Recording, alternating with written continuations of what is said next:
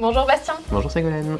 Et bienvenue dans cette vidéo où on va vous parler de ce petit Ailo qui est donc créé par, alors attention, on dit toujours le nom des auteurs et des autrices et des illustrateurs et illustratrices. Aujourd'hui c'est un effort puisqu'il s'appelle Knut Strömfors et Eilif Svensson. Excusez-moi messieurs dames si j'ai écorché vos noms. Il n'y a pas d'illustration évidemment puisqu'on est sur un jeu presque abstrait finalement avec juste des numéros et des couleurs. Vous allez voir, c'est très très sobre et très sympa. Et tu vas nous expliquer ça. Oui, tout à fait. Donc déjà, Ailo, ce qu'il faut savoir, c'est que ça va être un jeu à partir de 8 ans. Oui. À partir de 2 à 6 joueurs et pour des parties d'environ 30 minutes. Super. Il faut que je le dise aussi, c'est important. On va retrouver une mécanique qu'on connaît déjà un petit peu, en tout cas pour ceux qui ont déjà joué au jeu du golf. Est-ce que tu sais ce que c'est? Alors je suppose que ce n'est pas le jeu où tu essaies de rentrer non, une balle dans un trou. Non, effectivement, c'est pas le même, c'est un autre jeu du golf. Ça se joue en fait avec un jeu de cartes traditionnel, avec un jeu de 52 cartes. Et on va devoir faire on a un carré de 3 sur 3 où on va devoir faire des paires pour enlever les cartes et faire le moins de points possible. Okay. C'est exactement le même système que dans Ailo. Eh bien, je ne connaissais pas du tout ce jeu traditionnel, donc merci pour la découverte, Ségolène. C'était la petite anecdote historique. Eh bien, parfait. Donc, dans Ailo, comme dans le jeu du golf, on va commencer chacun avec 9 cartes face cachée. D'accord. Donc les cartes vont aller de -1 à 11 dans différentes couleurs. D'accord. Je crois qu'il y en a 8 si je dis pas de bêtises dans le jeu. D'accord, donc de -1 à 11 dans 8 couleurs. Exactement, donc une carte dans chaque couleur, de chaque valeur. Et le but, ça sera d'essayer de faire le moins de points possible. Ok. Donc déjà, je vais t'inviter pour commencer la partie à retourner au hasard 2 cartes de ton carré. Un 2, c'est pas mal. À 10, c'est un peu moins bien. Voilà, alors moi j'ai 7 et 3, donc celui qui va commencer, c'est celui dont le total des 2 cartes révélées est le plus haut, donc c'est-à-dire toi. D'accord. Qu'est-ce que je peux faire du coup? Alors, à ton tour, tu vas pouvoir soit récupérer une carte de la défausse et la remplacer par une de tes cartes. Effectivement, là, dans ce cas-là, c'est plutôt intéressant. Donc, tu pourras la prendre et remplacer n'importe quelle carte de ton paquet.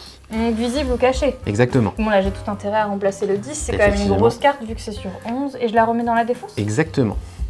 Donc maintenant, ce sera à mon tour de jouer. Donc là, j'aurai exactement le même choix. Donc, soit je pourrais récupérer la carte de la défausse, mais j'avoue que le 10 ne m'intéresse pas trop. Ah bon? Donc, je vais plutôt prendre ma chance et récupérer une carte de la pioche. D'accord. Donc là, je vais avoir 2 possibilités. Si la carte m'intéresse, de la même manière, je la remplace. Enfin, je remplace une carte de mon carré par la carte que je viens de piocher.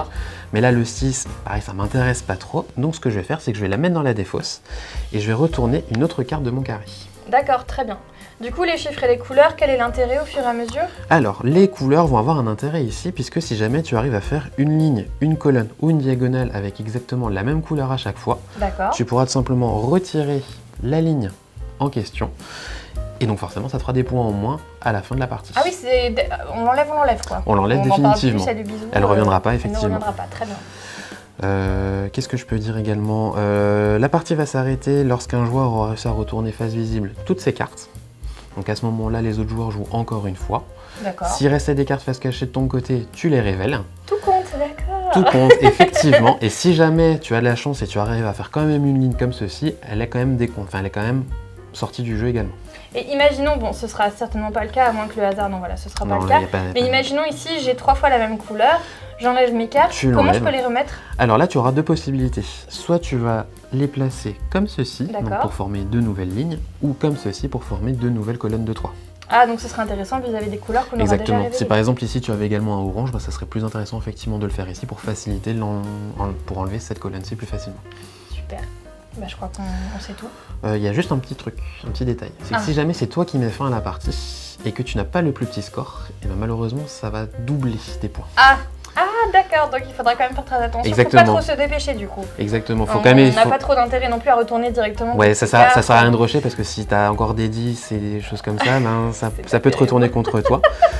Et donc en gros, les manches vont se cumuler comme ceci. En fait, on va faire plusieurs manches. Et lorsqu'un joueur atteint 99 points ou plus, c'est au cumulé de toutes les manches, celui qui aura eu le moins de points qui va l'emporter. Ok, c'est super. Et en plus, je vois sur les cartes que c'est daltonien friendly, puisqu'on a des petits symboles qui sont différents dans chaque couleur. Exactement. Donc il n'y a aucun souci pour y jouer pour tout le monde. C'est top.